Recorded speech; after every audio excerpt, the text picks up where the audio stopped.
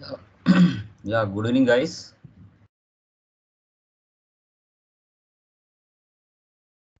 Hello. Good evening, sir. Yeah, good evening, good evening. Screen కనబడుతుందా? Confirm చేయండి. కనబడుతుంది sir. Sir కనపడుతుంది sir. Done guys. So నిన్నటి క్లాస్లో మనం fundamentals of accounts, types of assets, accounting rules, types of expenses, incomes, accounting cycle, so ఇవన్నీ కూడా మనం క్లియర్గా డిస్కషన్ చేయడం జరిగింది. సో అదేవిధంగా ఒక 5 ప్రాబ్లమ్స్ మీరు డెబిట్ క్రెడిట్ ఐడెంటిఫై చేయమని కూడా చెప్పాను. నిన్న చేసిన 5 ప్రాబ్లమ్స్లో ఏదైనా ఒక ఎంట్రీ కానీ ట్రాన్సాక్షన్ కానీ మీకు అర్థం అవ్వలేదా? Please confirm. ఆల్రెడీ నేను గ్రూప్లో పోస్ట్ చేస్తున్నాను.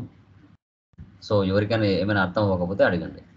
ఏదైనా ఒక transaction debit and credit identification కష్టంగా అనిపించింది అనుకుంటే నన్ను అడగచ్చు.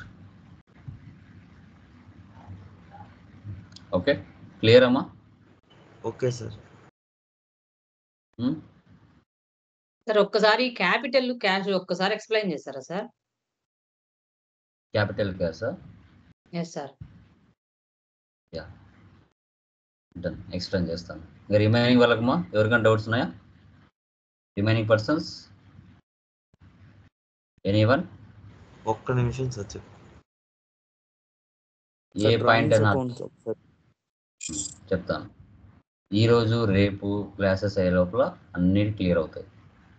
వాటిని మళ్ళీ సెకండ్ టైం 3 టైమ్స్ ఎక్స్ప్లెయిన్ చేయాల్సిన అవసరం ఉండదు. ఈరోజు చెప్పే క్లాసు రేపు చెప్పే క్లాసు విన్నారంటే ఏది డౌట్ రాకుండా అన్ని క్లారిటీ వచ్చేస్తాయి. ఏ పాయింట్ మిస్ అవ్వకుండా. Okay, done. Okay, so today చూడండి, groups and ledgers. Groups and ledgers వాటి గురించి డిస్కషన్ చేద్దాం. డన్. సో నిన్నటి క్లాస్లో ఈ బేసిక్స్ ఏవైతే ఉన్నాయో ఈ బేసిక్స్ ఎవరైతే క్లియర్గా అర్థం చేసుకుంటారో ఫర్దర్ క్లాసెస్ ఈజీగా అర్థమైపోతాయి. ఈ బేసిక్స్లో ఎవరైతే కన్ఫ్యూజన్గా ఉంటారో ఫర్దర్ క్లాసెస్ కొంచెం కన్ఫ్యూజన్గా అవుతారు. చాలా డెడ్ ఈజీ సబ్జెక్ట్ అకౌంట్స్, చాలా సింపుల్ సబ్జెక్ట్.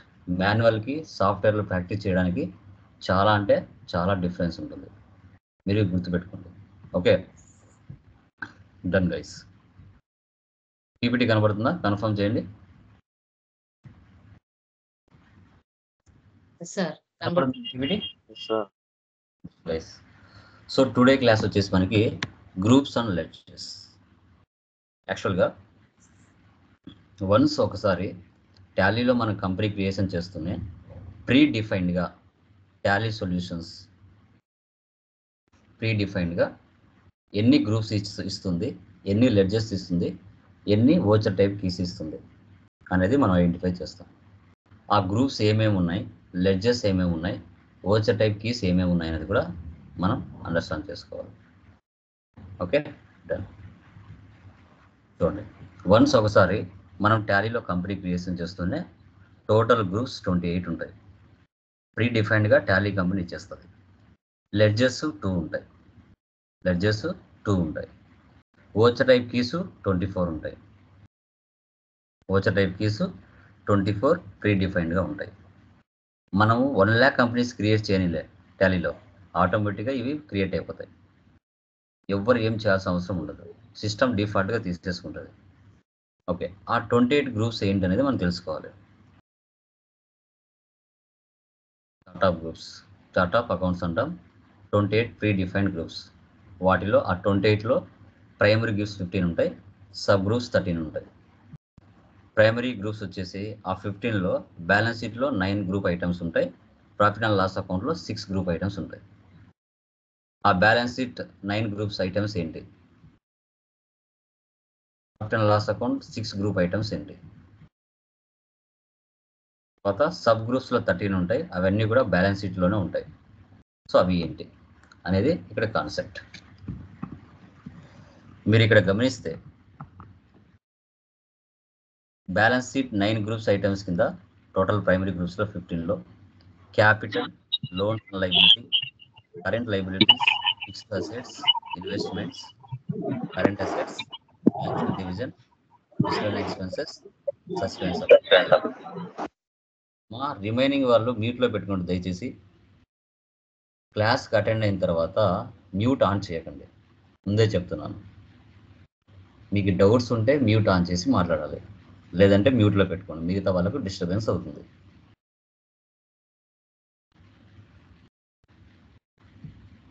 యా, సో తర్వాత profit and loss account 6 group items కింద చూసుకుంటే sales, purchase accounts, sales accounts, direct incomes, indirect incomes.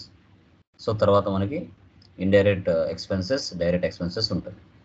ఇంకా balance sheet 13 sub groups items కిందకి వస్తే reserves and surplus, bank OD, secured loans, unsecured loans, duties and taxes, provisions, current sundry creditors, stock in hand, deposits, loans and advances, sundry debtors, cash in hand, bank account. వీటి గురించి మనం తెలుసుకుందాం. తర్వాత default list of groups in Tally. మనకి Tally ప్రైమ్లోకి వెళ్తూనే pre డిఫైన్డ్గా వీటిని చూసుకోవాలంటే gateway Tally, chart of accounts, under accounting masters, enter on group. 28 groups మనకి డిఫాల్ట్గా షో చేస్తుంది.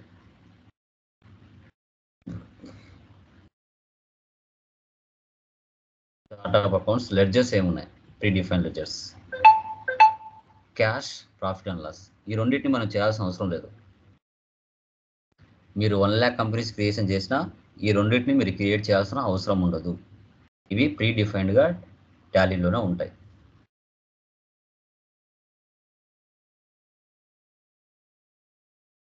సో బోల్డ్ వచ్చేసి గ్రూప్స్ అనమాట, ఇటాలిక్లో ఉండేటి లెడ్జర్స్. తర్వాత ఓచర్ టైప్ కీస్ ఏవైతే ఉన్నాయో 24, ఆ టాపిక్ టుమారో డిస్కస్ చేస్తాం మనం. 24 ఓచర్ టైప్ కీస్ అనేది. సో ఇప్పుడు చూడండి, మీకున్న డౌట్స్ క్లియర్ అయిపోతాయి. లెఫ్ట్ సైడ్ గ్రూప్స్ ఉన్నాయి, రైట్ సైడ్ లెడ్జర్స్ ఉన్నాయి. ఓకే, సో ఇప్పుడు ఫస్ట్ మనము ఒక బిజినెస్ స్టార్ట్ చేయాలంటే క్యాపిటల్ కావాలి. క్యాపిటల్ అంటే హ్యూమన్ బీయింగ్, రాజునో, రమేషో, క్రిషో, లేదంటే ప్రియానో, రమ్యానో, లక్ష్మినో ఏదో ఒక పేరు ఉంటుంది. మీరు ఫస్ట్ ఏం చేయాలంటే ఓనర్ వేరు, బిజినెస్ వేరు అని అనుకోవాలి. బిజినెస్ ఒక పేరు పెట్టుకొని బిజినెస్, ఆ పేరును మీరు ఆ పేరు మీద ఒక బిజినెస్ నడిపించాలి. బిజినెస్ హ్యూమన్ బీయింగ్ కాదు కాబట్టి సో బిజినెస్కు సపరేట్గా ఒక పేరు, లోకేష్ ఇన్ఫోటెక్, ఇది ఒక పేరు, అది బిజినెస్. దాని అంతా అదే పని చేసుకోలేదు కదా. సో అందుకుగాను నేను ఓనర్ని, నా పేరు లోకేష్. నేనే నా బిజినెస్కి అప్పుగా ఒక 5 lakhs డబ్బులు ఇచ్చాను. ఆ 5 lakhs బిజినెస్ దానంతా అదే పని చేసుకోలేదు కాబట్టి నేను ఓనర్ని, కాబట్టి నేనే బిజినెస్ పాయింట్ ఆఫ్ వ్యూలో నిలబడి నా బిజినెస్కి ఏం కావాలి, నా బిజినెస్ బయట అవుట్ సైడ్ నుంచి ఏం కావాలి, నా బిజినెస్ నుంచి అవుట్ సైడ్కి ఏం వెళ్తుంది, అలా ఒక ప్రాసెస్ బిజినెస్ జరుగుతుంది. ఎంతసేపు ఉన్నా మీరు బిజినెస్లో నిలబడి ఆలోచించాలి. ఓనర్ పాయింట్ ఆఫ్లో నిలబడి ఆలోచిస్తే అకౌంట్స్ రావు. జస్ట్ మీరు కూడా ఒక ఎంప్లాయే మీ కంపెనీలో, మీరు కూడా శాలరీస్ తీసుకోవాల్సిందే. ఏమంటే అవుటర్స్కి మీకు డిఫరెన్స్ ఏంటంటే మీరు ఓనర్, మీ పేరుకు బదులు క్యాపిటల్ అని రాసుకుంటుంది బిజినెస్, అంతే. అదే అవుట్ సైడ్ వాడు ఇచ్చాడు అనుకోండి, వాని పేరు రాసుకుంటుంది, రాజు, రమేష్, ప్రియా వాళ్ళ పేరు రాసుకుంటుంది. కానీ నువ్వు ఓనర్వే అప్పు ఇచ్చినావు కాబట్టి బిజినెస్ నీ పేరు లోకేష్ అని రాయకోకుండా క్యాపిటల్ అని రాసుకుంటుంది. మీరు 5 lakhs బిజినెస్కు డబ్బులు ఇచ్చారు, ఎవరు ఇచ్చారు? ఓనర్ ఇచ్చారు. ఓనర్ పేరు ఏంటి? లోకేష్. లోకేష్ అని రాయకుండా క్యాపిటల్ అని రాసుకుంటుంది. అవుటర్ కాదు కాబట్టి, సొంత ఓనర్ కాబట్టి. బాగుంది. తర్వాత 5 లక్షలు నువ్వు బిజినెస్కి ఇచ్చావు. ఇచ్చిన తర్వాత ఏదో పర్సనల్ యూజ్ కోసం డబ్బు అవసరమైంది. ఎవరికి? ఓనర్కి. ఓనరే ఆ బిజినెస్ నుంచి, తన బిజినెస్ నుంచి 5 lakhs నుంచి 2 lakhs పర్సనల్ యూజ్ కోసం తీసుకున్నాడు. ఓనరే తీసుకున్నాడు కాబట్టి ఓనర్ పేరుకు బదులు డ్రాయింగ్స్ రాసుకుంటుంది, డ్రాయింగ్స్ అని రాసుకుంటుంది. ఓనర్ బిజినెస్కి అప్పుగా డబ్బులు ఇస్తే క్యాపిటల్, ఓనరే బిజినెస్ నుంచి పర్సనల్ యూజ్ కోసం కొంత అమౌంట్ తీసుకుంటే డ్రాయింగ్స్. ఇవి 2 నేమ్స్ ఓనర్కి మాత్రమే ఉంటాయి, మిగతా వాళ్ళకి ఎవరికి ఉండవు, గుర్తుపెట్టుకోండి. మీరు చేసే ప్రాబ్లమ్స్లలో క్యాపిటల్ అని వచ్చిన ప్రతి ప్రాబ్లంలో డ్రాయింగ్స్ వచ్చిన ఇవి 2 లెడ్జెస్. వీటి అండర్ గ్రూప్ ఏం తీసుకోవాలి? క్యాపిటల్ తీసుకోవాలి. Capital. Okay. So 4th day ఇంకా మనం చార్ట్ వేసి చెప్తాం, ఇంకా క్లియర్గా తెలుస్తుంది. తర్వాత ఒక బిజినెస్ స్టార్ట్ చేయాలంటే ఫస్ట్ క్యాపిటల్ కావాలి. బిజినెస్ ఫస్ట్ స్టార్ట్ చేయాలంటే క్యాపిటల్ కావాలి. బిజినెస్ నుంచే మన అవసరం కోసం డబ్బులు తీసుకుంటే దాన్ని డ్రాయింగ్స్ అంటాం. ఇవి 2 లెడ్జెస్ ఏ వచ్చినా కూడా మనం క్యాపిటల్ అకౌంటే తీసుకోవాలి. తర్వాత సో పర్చేజ్ రిటర్న్స్. ఇప్పుడు క్యాపిటల్ పెట్టిన తర్వాత మన బిజినెస్ ఏం చేస్తుంది? ఆ బిజినెస్ కావాల్సిన కొన్ని వస్తువులు అవసరం అవుతాయి. సో అవి ఏం చేస్తుందంటే మార్కెట్లో ఉన్న ఎన్ నెంబర్ ఆఫ్ సప్లయర్స్ దగ్గరికి వెళ్ళి, కొన్ని వేల మంది ఉంటారు మార్కెట్లో సప్లయర్స్, 100 మంది ఉండొచ్చు, 200 మంది ఉండొచ్చు. మన బిజినెస్ కావాల్సిన stock or goods A supplier దగ్గర ఉందో ఆ సప్లయర్ దగ్గరికి వెళ్ళి మన బిజినెస్ స్టాక్ ఆర్ గూడ్స్ని పర్చేజ్ చేస్తుంది. Example, purchase from Radhika, purchase from Krishna, purchase from Balaji, purchase from Divya, purchase from Krishna. ఆ నేమ్స్ని కాసేపు పక్కన పెట్టండి. పర్చేజ్ అనేది వస్తానే ఉంది. పర్చేజెస్ అనేది ఒక లెడ్జర్. అలా పర్చేజెస్ అని వచ్చింది అంటే మీరు గ్రూప్ ఏం తీసుకోవాలి? పర్చేజెస్ తీసుకోవాలి. ఎగ్జాంపుల్, ఒక సప్లయర్ దగ్గర 1,00,000 రూపాయల సరుకు పర్చేజ్ చేశారు. Example, purchase from Krishna traders RS 1 lakh. Krishna దగ్గర నుంచి మీరు 1 lakh పర్చేజ్ చేశారు. దాంట్లో ఒక 10,000 సరుకు డ్యామేజ్ జరిగింది. మీరు ఏం చేస్తారు? మళ్ళీ purchase returns to Krishna traders. నువ్వు ఎవరి దగ్గర అంటే, నువ్వు అంటే నీ బిజినెస్, మీ బిజినెస్ ఎవరి దగ్గర పర్చేజ్ చేసి ఉంటుందో అతనికి మళ్ళీ మీరు రిటర్న్ చేస్తారు. పర్చేజెస్ వేరు, పర్చేజెస్ రిటర్న్స్ వేరు, 2 సపరేట్ లెడ్జెస్. ఇవి 2 ఏమొచ్చినా ఏం తీసుకోవాలి? గ్రూపు పర్చేజెస్ తీసుకోవాలి. నేమ్స్ కాసేపు పక్కన పెట్టమని చెప్పాను కదా. సో ఆ నేమ్స్ అన్ని ఏమవుతాయంటే నేమ్ ఆఫ్ ది క్రెడిటార్స్, వారిని సప్లయర్స్ లేదా గివర్స్ అంటారు. వాళ్ళ నేమ్స్ వచ్చిన అండర్ గ్రూప్ ఏం తీసుకోవాలి? సండ్రీ క్రెడిటార్స్ తీసుకోవాలి. Example, purchases from Balu merchants RS 1 lakh. అక్కడ పర్చేజ్ ఫ్రమ్ బాలు ట్రేడర్స్ అంటే అక్కడ 2 లెడ్జెస్ ఉన్నాయి. ఒకటి పర్చేజెస్ ఉంది, మరొకటి బాలు ట్రేడర్స్ ఉంది. పర్చేజెస్కి పర్చేజ్ గ్రూప్ తీసుకోవాలి, బాలు ట్రేడర్స్కి సండ్రీ క్రెడిటార్స్ తీసుకోవాలి. నేమ్ వచ్చింది, 100 మంది రానివ్వండి, 1000 మంది రానివ్వండి సప్లయర్స్, ఆ 1000 మంది పేర్లు క్రియేట్ చేసుకొని వారి అండర్ గ్రూప్లో సండ్రీ క్రెడిటార్స్ అని తీసుకోవాలి. మన బిజినెస్కి ఎవరైతే స్టాక్ ఆర్ గూడ్స్ సప్లై చేస్తారో వారి పేరు రాసుకొని వారి పేరు అండర్లో సండ్రీ క్రెడిటార్స్ తీసుకోవాలి. పర్చేజ్ పక్కన నేమ్ వచ్చింది అంటే సండ్రీ క్రెడిటార్స్, ఇది మైండ్లో ఫిక్స్ అవ్వాలి. పర్చేజ్ పక్కన పేరు వచ్చిందంటే అది షాప్ పేరు రాని, బ్యాంక్ పేరు రాని, ఓకే, లేదంటే మనకి ఏదైనా ముత్తూట్ ఫినాన్స్ కానీ, ఇండస్ట్రీస్ కానీ, ఆర్గనైజేషన్ కానీ, కంపెనీ కానీ ఏదైనా రానివ్వండి, పక్కన పేరు వచ్చిందంటే sundry creditors fix. Okay, clear? ఈ చార్ట్లో ఏమైనా డౌట్ ఉందా? ఎనీవన్? ఎవరికైనా డౌట్ ఉందా ఈ చార్ట్లో? క్లియరా? Clear sir. మ్యూట్ తీసి మాట్లాడండి. Yeah, Yes, sir. 1 member or 2 members అండి. రిమైనింగ్ వారికి మాటలు రావో నాకు తెలీదు, అర్థం కాదో నాకు తెలీదు, రెస్పాండ్ అవ్వరు, ఎందుకనో నాకు తెలీదు. కొంచెం రెస్పాండ్ అవుతే యాక్టివ్లో ఉన్నారా, ఇన్యాక్టివ్లో ఉన్నారా అనేది మాకు తెలుస్తుంది. నా దగ్గరే కాదు, మీరు ఫ్యూచర్లో ఏ ట్రైనర్ దగ్గర మీరు నేర్చుకున్నా రెస్పాండ్ అవ్వడం నేర్చుకోండి. ఎస్ సార్, నో, అర్థమైంది sir, done sir, next slide చెప్పండి సార్. ఇలా రెస్పాండ్ అవుతే రేపు మీరు ఇంటర్వ్యూకి వెళ్ళినా అక్కడ సైలెన్స్గా ఉండటం అనేది ఒక పెద్ద జబ్బు. అది ఎప్పుడు కూడా ఒక ఏజ్కి వచ్చిన తర్వాత మనం యాక్టివ్గా ఉండాలి. యాక్టివ్గా ఉంటేనే రేపు జాబ్లో కూడా మనం యాక్టివ్గా ఉంటాం. డల్గా ఉన్నారనుకోండి, లైఫ్ కూడా డల్గానే ఉంటుంది. చాలా ఇంట్రెస్ట్తో వినాలి క్లాసెస్. 2-3 డౌట్లు అడుగుతున్నారు అంతే, రిమైనింగ్ వాళ్ళకు అర్థమవుతుందో అర్థం అవ్వలేదో తెలియట్లేదు. సో డౌట్లు అడగాలి, స్టార్టింగ్లోనే డౌట్లు అడగాలి. స్టార్టింగే చాలా మేజర్ పాయింట్. చాలా మంచి సబ్జెక్ట్ అనేది స్టార్టింగ్లోనే ఉంటుంది. మరి పోయే కొద్దీ ఆటోమేటిక్గా ఇంట్రెస్ట్ దాన్ని బట్టి పోతూ ఉంటుంది అది. కానీ స్టార్టింగ్లో పాయింట్స్ మీరు ఐడెంటిఫై చేయగలిగారంటే సక్సెస్ అవుతారు. ఎవరైనా కూడా ఇంటర్వ్యూలో అడిగేది కూడా స్టార్టింగే, మధ్యలో ఎవరు అడగరు. బేసిక్స్ మినిమం కాన్ఫిడెంట్గా ఉన్నారా లేదా అని చూస్తారు. నెక్స్ట్ ఓకే అండి. నెక్స్ట్ ఏంటంటే బిజినెస్ స్టార్ట్ చేశారండి, 5 lakhs పెట్టి క్యాపిటల్, ట్రైనింగ్ సెంటరో లేకుంటే మొబైల్స్ కంప్యూటర్ షాపో ఏదో ఒకటి పెట్టుకున్నారు. తర్వాత మీకు కావాల్సిన స్టాక్ ఆర్ ఇన్వెంటరీ మార్కెట్లో సప్లైస్ దగ్గర వెళ్ళి పర్చేజ్ చేసుకున్నారు, బాగుంది. నెక్స్ట్ ఏముంది, వాటి మీద ప్రాఫిట్ యాడ్ చేసుకొని మార్కెట్లో కస్టమర్స్కి సేల్ చేస్తాం. Example, sales to Kalpana, sales to Surya traders, sales to Ramana traders, sales to Ganesh enterprises. ఇలా 100 మంది కస్టమర్స్కి సేల్ చేశారు. కస్టమర్కి సేల్ చేసిన తర్వాత వారెవరో ఎవరికో ఒకరికి కొంత స్టాక్ అనేది డ్యామేజ్ జరిగింది. ఆ కస్టమర్ నీకు ఏం చేశాడు, సేల్స్ రిటర్న్ చేశాడు. సేల్స్ వేరు, సేల్స్ రిటర్న్ వేరు. ఇవి రెండు ఏ వచ్చినా ఏ గ్రూప్ తీసుకోవాలి, సేల్స్ గ్రూప్ తీసుకోవాలి. సేల్స్ గ్రూప్ అనేది తీసుకోవాలి. యా, ఆ నేమ్స్ అన్నీ వచ్చాయి కదా, కస్టమర్స్ అందరూ వచ్చారు కదా, వాళ్ళ పేరు రాసుకొని మనం వారి అండర్ గ్రూప్లో ఏం తీసుకోవాలి, సండ్రీ డెప్టార్ తీసుకోవాలి. వారిని బయ్యర్స్ లేదా రిసీవర్స్ అంటారు. Example, sales to Kalpana, sales to Raju, sales to Pramila, sales to Kalyan, sales to Fayaz.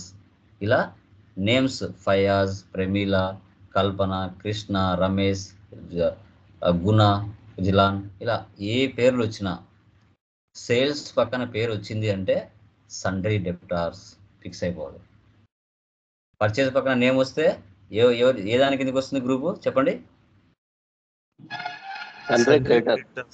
Sundry creditors. Very good. Sales పక్కన నేమ్ వస్తే, సేల్స్ పక్కన నేమ్ వస్తే సండ్రీ డెప్టర్. ఫిక్స్ అయిపోయింది. ఇలా కొన్ని లాజిక్స్ అకౌంట్స్ లో మనకి కొన్ని లాజిక్స్ ఉంటాయి, వాటికి అలాగే ఫిక్స్ అయిపోవాలి. అది బట్టి కొట్టినట్టు కాదు, అది ఒక తెలియని ఒక ఐడెంటిఫికేషన్ అంతే. తర్వాత ఇప్పుడు sales to Pramila merchants, sales కు సేల్స్ గ్రూప్ తీసుకోవాలి, ప్రమీల మర్చెంట్స్ కి సండ్రీ డెప్టార్స్ తీసుకోవాలి. సండ్రీ డెప్టార్స్, ఓకే, గుర్తుపెట్టుకోండి.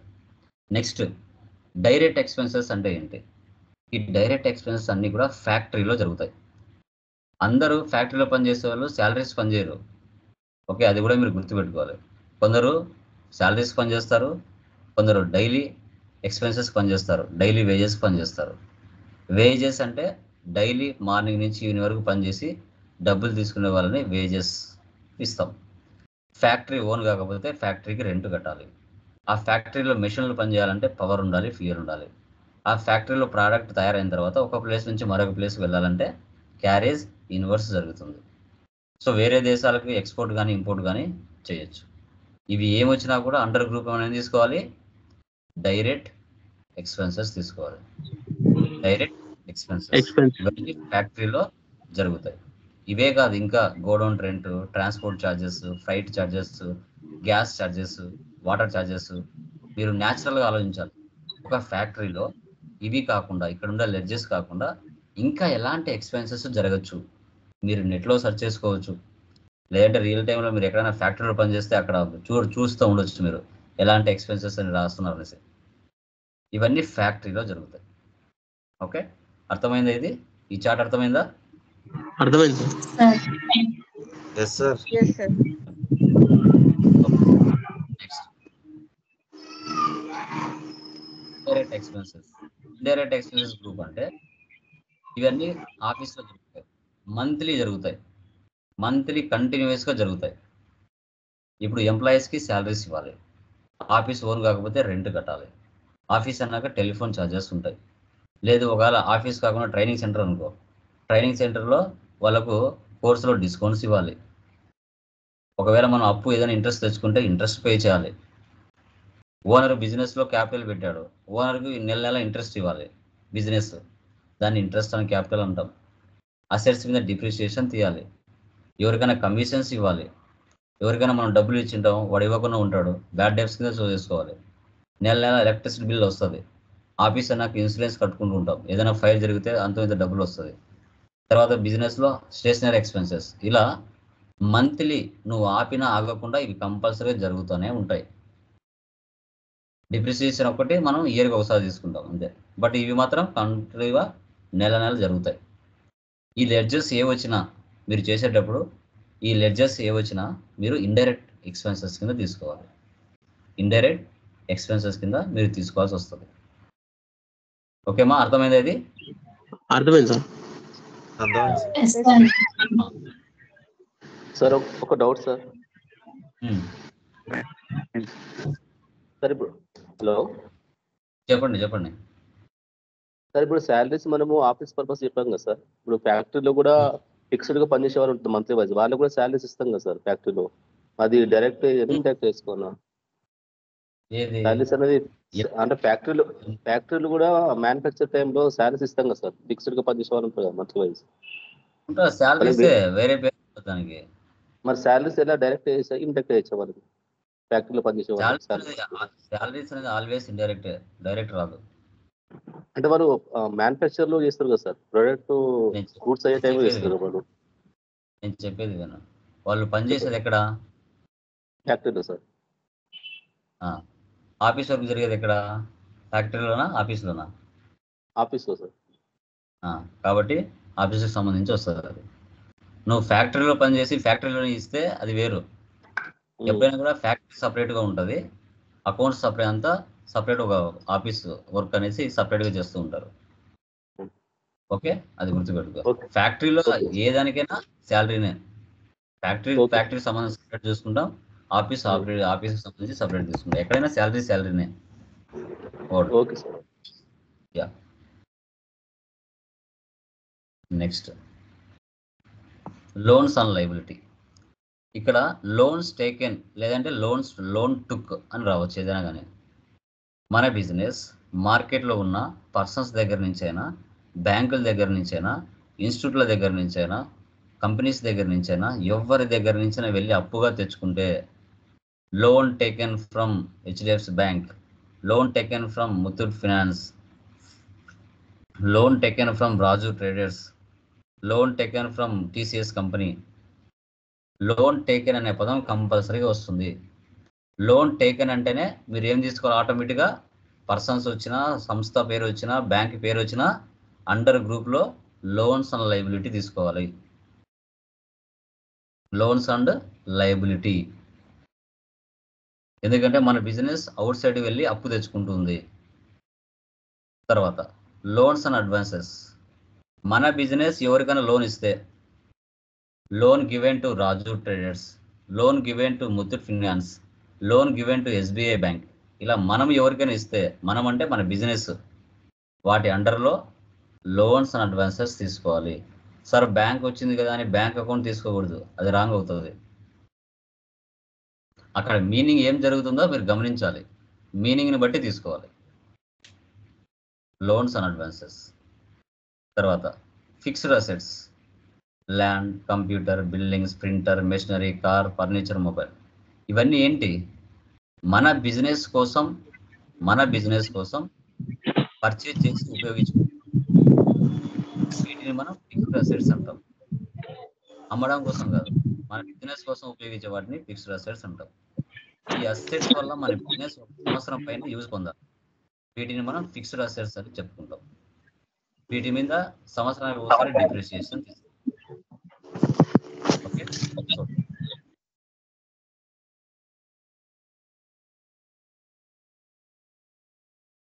ఇండైరెక్ట్ ఇన్కమ్స్, ఇవన్నీ ఆఫీస్లో జరుగుతాయి. మన బిజినెస్ కాకుండా వేరే వాళ్ళ బిజినెస్లో, లేదంటే ఎవరికైనా డబ్బులు వడ్డీకి ఇచ్చిండొచ్చు అనుకోండి, ఊరికనే ఇస్తుందా? ఇంట్రెస్ట్ కోసమే కదా ఇచ్చేది, దాన్నే ఇంట్రెస్ట్ రిసీవ్డ్ అంటాం. తర్వాత ఎవరికైనా డిస్కౌంట్స్ ఇవ్వాల్సి వస్తుంది.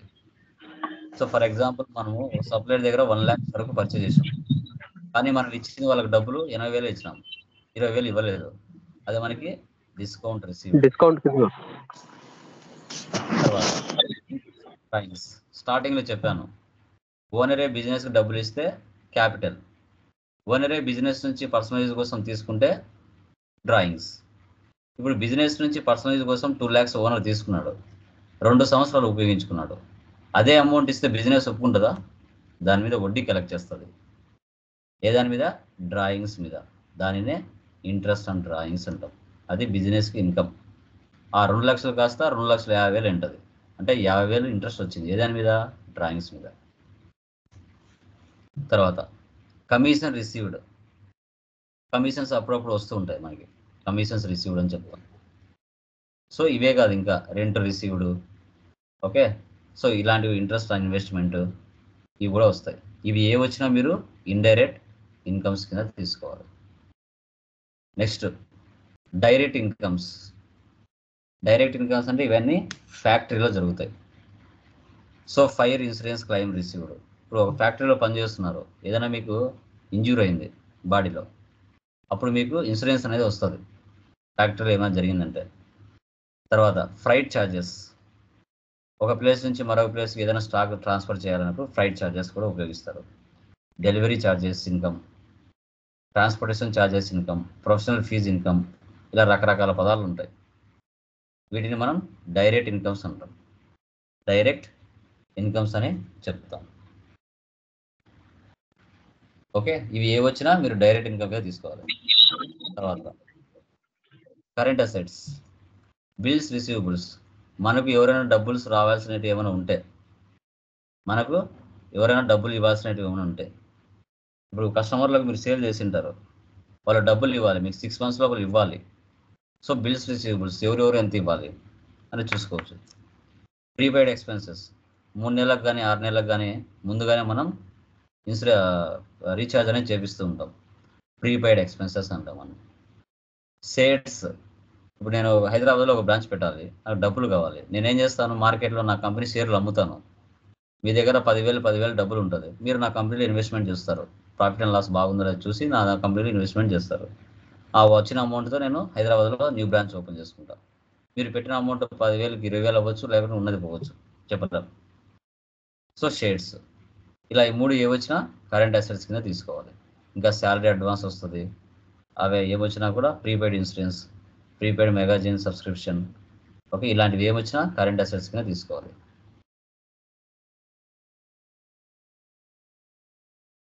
Next current liabilities.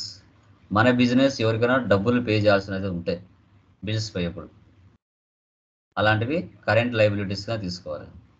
Next outstanding expenses. మన పెండింగ్ బ్యాలెన్సెస్ ఏమైనా ఉన్నామా, ₹1,00,000 ఎవరికైనా ఇవ్వాలి, 50,000 ఇచ్చినాం, 50,000 ఇంకా ఇవ్వలేదు, అలాంటి అవుట్ స్టాండింగ్ ఎక్స్పెన్సెస్ ఏమైనా ఉన్నాయా, అవి కూడా కరెంట్ లైబిలిటీస్ కిందకి వస్తాయి. ఇంకా మనకి salary payable, rent payable, electricity expense payable, out standing expenses payable, ఇవన్నీ కూడా కరెంట్ లైబిలిటీస్ కింద వస్తాయి. ఇంకా బిజినెస్ పెట్టిన తర్వాత మీరు కంపెనీ పేరు ఏదైతే పెట్టుకుంటారో దాని మీద మీరు కరెంట్ అకౌంట్ అనేది ఒకటి ఓపెన్ చేసుకోవాలి. అది SBI అయినా, కెనరా అయినా, HDFC అయినా, IDBI అయినా, ఏ బ్యాంక్ అయినా కానివ్వండి, బ్యాంక్ అకౌంట్ మాత్రం ఒకటి కంపెనీ పేరు మీద ఉండాలి. సో వాటికి బ్యాంకే తీసుకోవాలి. Next reserves and surplus. Capital reserve, general reserve. Capital reserve అంటే ఏంటి? క్యాపిటల్ రిజర్వ్ అంటే ఏంటి? మనకు బాగా ప్రాఫిట్ వచ్చింది అనుకోండి, దాంట్లో నుంచి కొంత అమౌంట్ పక్కకి తీసి పెట్టుకుంటాం. ఇలాంటి కరోనా సిచ్యువేషన్స్ ఏమైనా వచ్చినప్పుడు ఆ క్యాపిటల్ అమౌంట్ తీసుకుని ఉపయోగించుకోవచ్చు. జనరల్ రిజర్వ్, బాగా ప్రాఫిట్స్ వస్తే ఎంప్లాయీస్కి బోనస్లు కానీ, ఇన్సెంటివ్స్ కానీ, డివిడెండ్స్ కానీ ఇవ్వడానికి ఛాన్సెస్ ఉంటుంది. దానే జనరల్ రిజర్వ్ అంటాం. ఇవి రెండు ఏమొచ్చినా రిజర్వ్స్ అండ్ సర్ప్లస్లో మీరు తీసుకోవాలి. తర్వాత ఇన్వెస్ట్మెంట్. మన బిజినెస్ కాకుండా వేరే వాళ్ళ బిజినెస్లో ఇన్వెస్ట్మెంట్ చేశామంటే ఇన్వెస్ట్మెంట్కి ఇన్వెస్ట్మెంటే తీసుకోవాలి అండర్ గ్రూప్. తర్వాత duties and taxes. Tax to be paid. So CGST అంటే central goods service tax, SGST అంటే state goods service tax, IGST అంటే ఇంటిగ్రేటెడ్ గూడ్స్ సర్వీస్ ట్యాక్స్ అని చెప్తాం. ఇవి ఏ వచ్చినా డ్యూటీస్ అండ్ ట్యాక్సెస్ తీసుకుంటాం. వీటిని మనం ఫర్దర్ క్లాసెస్లో చెప్పుకుంటాం. బ్యాంక్ ఓవర్ డ్రాఫ్ట్ అంటాం. మనం రెగ్యులర్గా బిజినెస్తో బ్యాంకుతో ట్రాన్సాక్షన్ చేస్తూ ఉంటే మనకు డబ్బులు ఏదైనా అవసరమైనప్పుడు వాళ్ళు బ్యాంక్ వాళ్ళు ఇస్తారు. Bank OD. Branch and divisions. Branch office, మనం కంపెనీ స్టార్ట్ చేసి ఉంటాం, వేరే బ్రాంచ్ కూడా ఓపెన్ చేస్తాం. ఆ వేరే బ్రాంచ్ కోసం మనం అసెట్స్ ఏమైనా పర్చేజ్ చేసినప్పుడు ఏ బ్రాంచ్ కోసం మనము పర్చేజ్ చేసామో ఆ బ్రాంచ్ ఆఫీస్ అని హెడ్ పెట్టుకొని దాని అండర్లో బ్రాంచ్ అండ్ డివిజన్స్ వస్తుంది. అది మీకు సెకండ్ మీటర్లో వస్తుంది. తర్వాత స్టాక్ ఇన్ హ్యాండ్. స్టాక్ అంటే స్టాక్ ఇన్ హ్యాండ్ తీసుకోవాలి. ఓపెనింగ్ బ్యాలెన్స్ కానీ క్లోజింగ్ బ్యాలెన్స్ కానీ దీన్ని ఉపయోగిస్తాం. తర్వాత మిస్‌లెనియస్ ఎక్స్‌పెన్సెస్. మంత్లీలో రిపేర్స్ కానీ, బ్యాంక్ ఛార్జెస్ కానీ, gifts, donations, professional services, office supplies వాటిలలో ఇవి ఏ వచ్చినా మిస్‌లెనియస్ ఎక్స్‌పెన్సెస్ తీసుకోవాలి. ఇవన్నీ చిల్లర ఖర్చులు అనమాట ఆఫీస్లో జరిగేవి. వీటిని మనం గ్రూప్స్ అండ్ లెడ్జెస్ అని మనం చెప్పుకుంటాం. ఓకే, ఇప్పుడు మీకు 4 ప్రాబ్లమ్స్ ఇచ్చాను కదా, ఆ 4 ప్రాబ్లమ్స్ మీరు ఇదే విధంగా గ్రూప్స్ అండ్ లెడ్జెస్ ఐడెంటిఫై చేయాలి. ఎగ్జాంపుల్ ఒకటి చూపిస్తాను, ఒక ప్రాబ్లం నేను చూపిస్తాను, రిమైనింగ్ మీరు చేయాలి.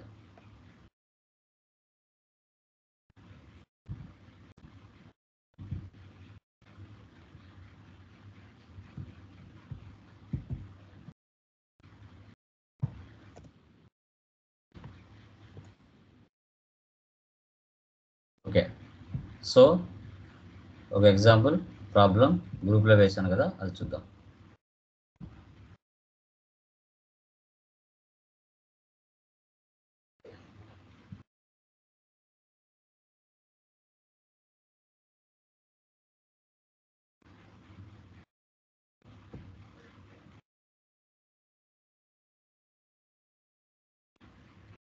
ఓకే, ఫస్ట్ వన్ చూడండి, నేహా ప్రైవేట్ లిమిటెడ్. వీటిని జర్నల్ ఎంట్రీస్ అంటాం. వీటన్నిటిని మనం జర్నల్ ఎంట్రీస్ అంటాం. ఈ జర్నల్ ఎంట్రీస్ నుంచి లెడ్జెస్ని డివైడ్ చేసి ఏది ఏ గ్రూప్ కిందకి వస్తుందో మనం ఐడెంటిఫై చేయాలి. ఏది ఏ గ్రూప్ కిందకి వస్తుంది. ఫస్ట్ ఇక్కడ ఏముంది, క్యాపిటల్ ఉంది. క్యాపిటల్కి ఏం తీసుకోవాలి మనం చెప్పండి. క్యాపిటల్ తీసుకోవాలి, పర్సనల్ క్యాపిటల్ అకౌంట్ తీసుకోవాలి కదా. Capital account.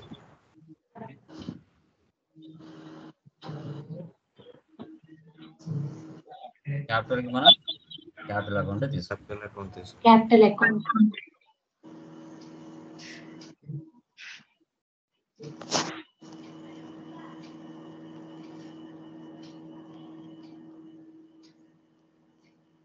ఓకే, లెడ్జర్ వచ్చేసి క్యాపిటల్కి క్యాపిటల్ గ్రూప్ తీసుకోవాలి.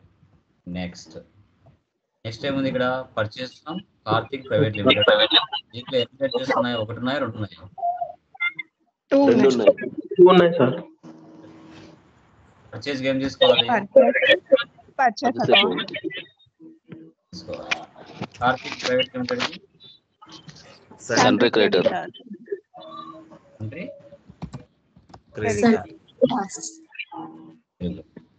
వచ్చిన పేర్లు వేస్తే మళ్ళీ తీసుకోకూడదు. క్యాష్ చేయాలన్నా అవసరం లేదా? అవసరం లేదు. Already Tally Karthik private limited మళ్ళీ వచ్చింది, చేయాలన్నా అవసరం లేదా? అవసరం లేదు. ఏదైనా ఒకసారి రిపీటెడ్ గా వచ్చింటే చేయకూడదు, గుర్తుపెట్టుకోండి. నెక్స్ట్ ఏముంది, సేల్స్ టు కళ్యాణ్ మర్చెంట్స్. ఎన్ని లెడ్జర్స్, ఒకటే రెండా? రెండు ఉన్నాయి సార్. రెండు సార్. Sales account. కళ్యాణ్కి ఏం తీసుకోవాలి, Sundry debtor. Sunday debtors. అంటే Debtors. Next cash received from Kalyan, అవసరమా? No need.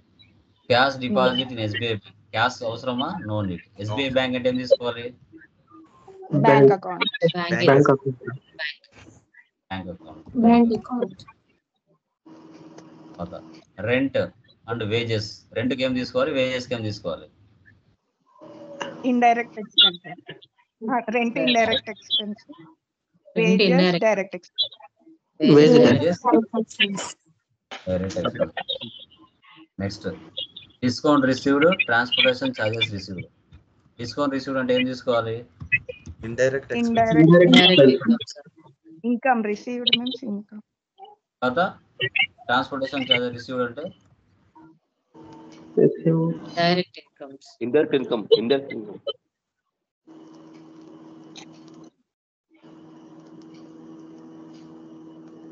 Direct expense. Sir discount received అంటే ఇండైరెక్ట్ ఇండైరెక్ట్ ఇన్కమ్ కదా, ఎక్స్పెన్స్ చెప్పారు. Income sir. ఇలా అలా మీరు రిమైనింగ్ 4 ప్రాసెస్ కూడా ఇంకా కొన్ని ఎగ్జాంపుల్స్ చెప్తాను. కంప్యూటర్ అంటే ఏం తీసుకోవాలి? Fixed asset. Fixed assets. Assets. తర్వాత క్యాపిటల్ రిజర్వ్ అంటే reserves and surplus. Reserves and surplus. Next తర్వాత like interest received. Indirect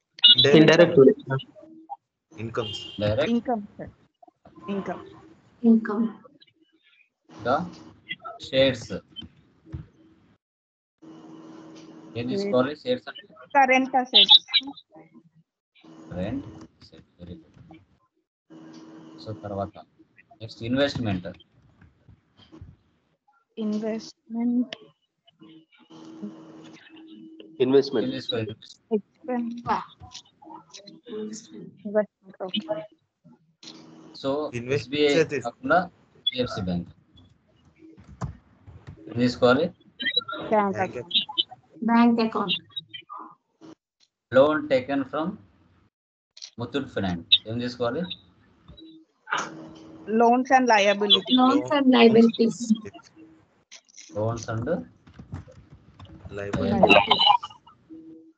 next loan taken from HDFC bank లేకుంటే IDBI bank. Loans and liability. Loans and liabilities. Loan given to IDBI bank. Loans and advance. Loans and advances. Loans and advances. Advances. Very good. Next salaries. Indirect expenses.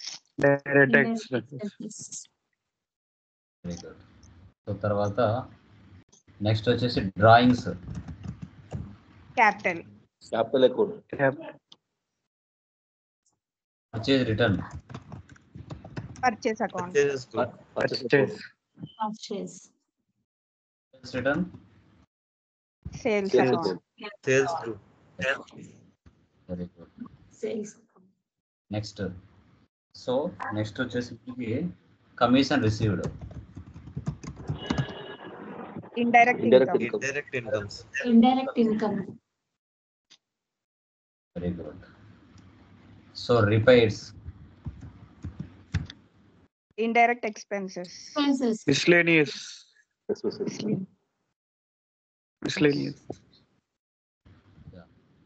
Bank charges. Direct expense. Indirect expenses. Indirect expenses. Indirect అయినా తీసుకుంటారు, లేదంటే మిస్లైన్ expenses అయినా తీసుకోవచ్చు, ఏం problem ఏం రాదు. Okay.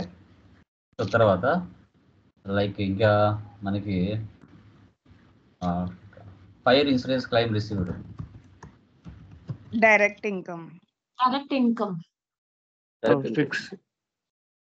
Direct income. Fixed. Income. Income sir. Direct income, sir.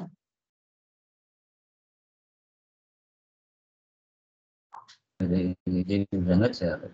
ఎవరైతే చెప్పినట్టుగా ప్రాక్టీస్ చేస్తారో 100% వాళ్ళు సక్సెస్ అవుతారు. ఇవన్నీ నాకు వచ్చేస్తాయిలే, నాకు ఏముందిలే, నాకు తెలుసులే అని అనుకున్నారు అంటే దాన్ని నేను ఏం చేయలేను. చెప్పినట్టుగా బుక్ తీసుకొని మీరు ప్రాక్టీస్ చేశారు బై హ్యాండ్తో. ఈ 3 days చెప్పే వర్క్ ఏదైతే ఉందో బై హ్యాండ్తో ఎవరైతే చేస్తారో వారికి ఎక్కడ కూడా కన్ఫ్యూజన్ అనేది ఉండదు. ఎవరైతే చేయరో నాకు ఆల్రెడీ తెలుసు అని ఫీల్ అవుతూ ఉంటారో వారికి తర్వాత క్లాసెస్లో తెలుస్తుంది. బై హ్యాండ్ వర్క్ చేయాలి. ఈ 3 days చెప్పే క్లాసు డెబిట్ క్రెడిట్ రాయాలి. తర్వాత ఈరోజు గ్రూప్స్ లెడ్జెస్ రాయాలి. టుమారో చెప్పే class voucher type keys identify చేయాలి. ఈ 3 క్లాసెస్ ఎవరైతే బై హ్యాండ్తో చేస్తారో వాళ్ళకి 100% మార్కెట్లో సక్సెస్ అవుతారు. దాంట్లో ఎలాంటి డౌట్ లేదు. రాయాలి. రాస్తే మీ చేతికి ఎక్కడో రాసినట్టు అనిపిస్తుంది ఏదో ఒక మూమెంట్లో. నాకు వచ్చు అనుకుని ఎవరైతే ఇన్నర్గా ఫీల్ అవుతూ ఉంటారో అది వచ్చినట్టుగానే ఉంటుంది. ఏదైనా కానీ ఒక సబ్జెక్టు బై హ్యాండ్తో రాస్తేనే మన చేతికి అలవాటు అయినట్టుగా, లేదంటే ఎక్కడో చేసినట్టుగా మన మైండ్కి తడుతుంది, స్పర్శ తగులుతుంది. ఈ పదం నేను రాశాను, ఈ పదాన్ని నేను ప్రాక్టీస్ చేశాను. మనం చిన్నప్పుడు వాళ్ళు ఏబీసీలు ఎలా రాస్తారో ఇక్కడ కూడా కొత్తగా సబ్జెక్ట్ చేస్తున్నామంటే ఇప్పుడు కూడా రాయాల్సిందే, అది ధర్మం. నాకు ఐక్యూ ఎక్కువ ఉంది అనుకుంటే ఏదో ఒక రోజు అది దెబ్బతీస్తుంది. Practice practice practice, it's very important. ముందు చెప్తున్నాను, ఓకేనా? డన్. ఈ రోజుకి అది చేసేయండి. టుమారో ఓచర్ టైప్ కేసు చెప్తాం, అది టుమారోతో మనకి తీర్ అయిపోతుంది. మన్నాటి నుంచి సిస్టంలోకి ఎంటర్ అవుతుంది. Okay, done. ఎవరికైనా మెటీరియల్స్ అందరూ రిలీజ్ అయినాయమ్మా? ఎవరికైనా ఇంకా రాలేదా? లేట్గా పెట్టిన వాళ్ళకి వచ్చిందా? ముందు బ్యాచ్ పెట్టిన వాళ్ళకి వచ్చి ఉంటుంది. ఒక 1 day 2 day లేట్ అవ్వచ్చు, లేట్గా పెట్టిన వాళ్ళు ఎండింగ్లో ప్రాబ్లం లేదు. ఓకే, సో ఇంకొకటి అంటే చెప్పండి. అదే సార్ మెటీరియల్ నేను అడిగాను కదా సార్, అది సేమ్ కాపీయా లేకపోతే సేమ్ కాపీలానే ఉంది సార్? అది సేమ్ టాపిక్స్ ఉంటాయి, వేరే ఎందుకు ఉంటాయి? మాడ్యూల్ 3 అనేసి అంటే 2 కాపీస్ సేమ్